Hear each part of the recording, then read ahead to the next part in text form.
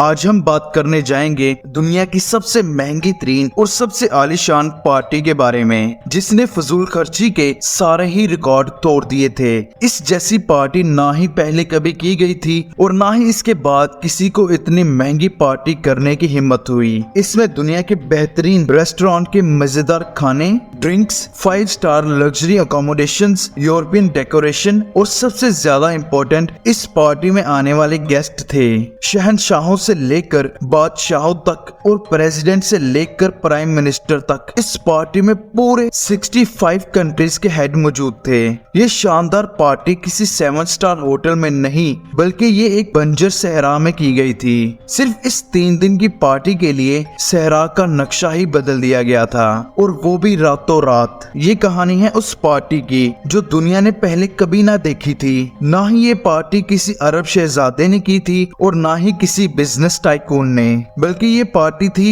Iran के king Shah Mohammad Reza Pahlavi की। दोस्तों, ये बात है 1960s की, जब ईरान के ruler Shah Mohammad Reza Pahlavi हुआ करते थे, जिनको किंग ऑफ द किंग्स भी कहा जाता है। शाह दुनिया का अमीर तरीन इंसान था और ईरान की गवर्नमेंट में सबसे ज्यादा ताकतवर इंसान माना जाता था। उसके पास इतनी पावर थी कि वो बैठे बैठे प्राइम मिनिस्टर को हटा सकता था, पार्लियामेंट डिसॉल्व कर सकता था और किसी भी वक्त जंग का ऐलान कर सकता था। शाह खुद तो दुनिया का अमीर तरीन इंसान था, लेकिन उसकी अपनी ही कंट्री ईरान की कंडीशन कुछ अच्छी नहीं थी। यहाँ आधी से ज्यादा आबादी के पास खाने के पैसे तक नहीं हुआ करते थे। पानी, मेडिकल और एजुकेशन का बुरा हाल था, लेकिन किसी को भी आवाज उठाने की हिम्मत नहीं थी।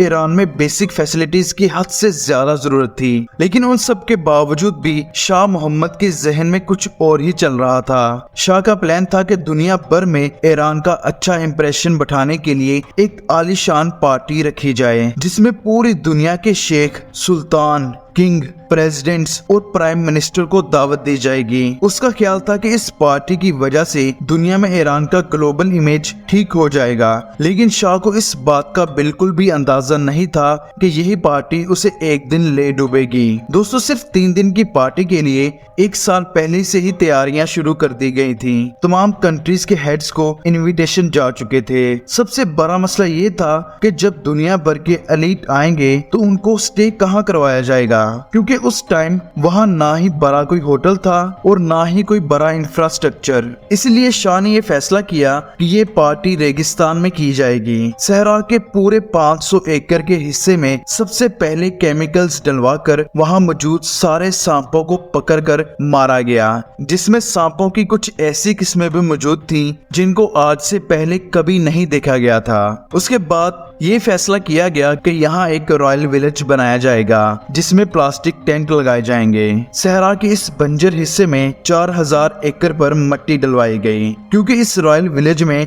शाह को एक फॉरेस्ट भी चाहिए था। ये दुनिया की हिस्ट्री में डेजर्ट को फॉरेस्ट बनाने का एक पहला और अनोखा केस था। शाह अपने मेहमानों को ऐसा एक्सपीरियंस देना चाहता था जो उन्होंने पहले कभी सपने में भी ना देखा हो। दोस्तों, पूरे 50,000 सॉन्ग बर्ड्स और 20,000 स्पैरोज यूरोप से इंपोर्ट करके इस फॉरेस्ट में छोड़े गए। रॉयल विलेज में लग्जरी स्वीट्स बनाने के लिए पेरिस की एक कंपनी से कॉन्ट्रैक्ट किया गया।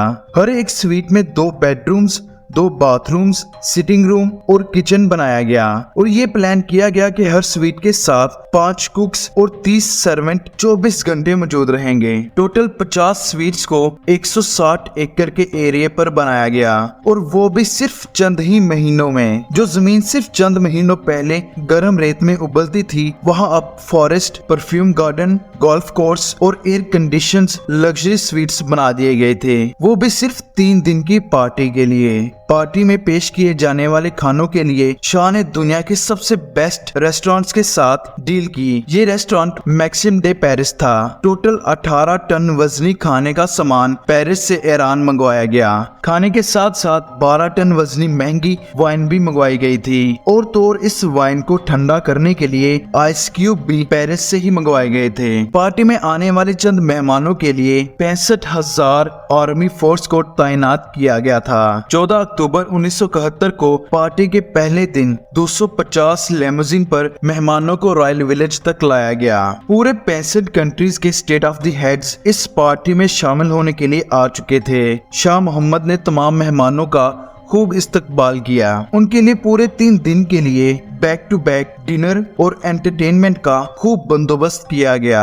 एक एस्टिमेट के मुताबिक इस पार्टी पर किया जाने वाला खर्चा $1 बिलियन से भी ज्यादा का था। इस इवेंट को दुनिया भर की प्रेस ने खूब कवरेज दी, जिसकी वजह से तो फिल वक्त शाह की खूब तारीफ हुई। लेकिन जब इवेंट खत्म हुआ तो लोगों के दिलों में उबलने वाला जहर बाहर आने लगा।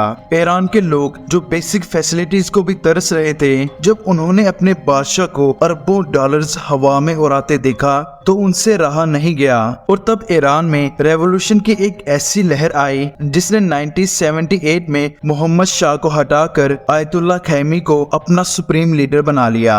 शाह जो अपनी जान बचाकर इजिप्ट भाग गया था, वहां उसकी 1 साल बाद डेथ हो गई और इस तरह एक पार्टी की वजह से पहलवी डायनेस्टी को पूरे ईरान से हाथ धोना पड़ा। उम्मीद करते हैं कि टैबू टीवी की इस वीडियो को आप भरपूर लाइक और शेयर करेंगे और अगर आप ऐसे ही मजेदार वीडियोस को देखना चाहते हैं तो हमें कमेंट्स में यस टाइप करके जरूर बताएं और अगर आप चैनल पर नए हैं तो इसे जरूर सब्सक्राइब करें। मिलते हैं अगली वीडियो में अगले टॉपिक के साथ, तब तक अपना ख्याल रखिएगा।